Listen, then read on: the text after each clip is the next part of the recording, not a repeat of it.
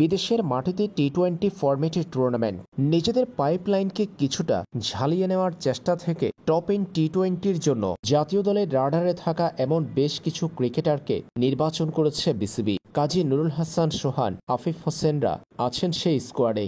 সোহানের নেতৃত্বে top in টি-20 tournament খেলার জন্য অস্ট্রেলিয়ায় পৌঁছেছে বাংলাদেশ।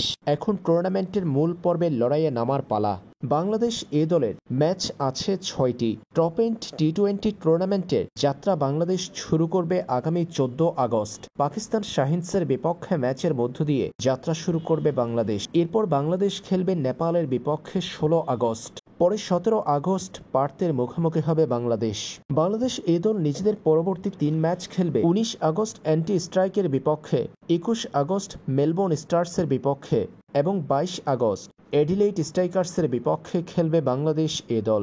লিগ পর্ব থেকে শীর্ষ 4-এ অবস্থান করতে পারলে সেমিফাইনাল নিশ্চিত হয়ে যাবে বাংলাদেশের। তাই লিগ পর্বের 6 ম্যাচই গুরুত্বপূর্ণ কাজী নুরুল হাসান সোহানের দলের কাছে। এই 6 ম্যাচ খেলে পয়েন্ট টেবিলের শীর্ষ 4-এ থাকাটাই লক্ষ্য বাংলাদেশের। টপ ইন টি-20 ম্যাচগুলো লাইভ সম্প্রচার করবে দেশের একমাত্র স্পোর্টস চ্যানেল টি স্পোর্টস। এছাড়াও টি স্পোর্টসের অফিসিয়াল অ্যাপ ও ওয়েবসাইটে সাবস্ক্রিপশনের মাধ্যমে দেখা যাবে ম্যাচ।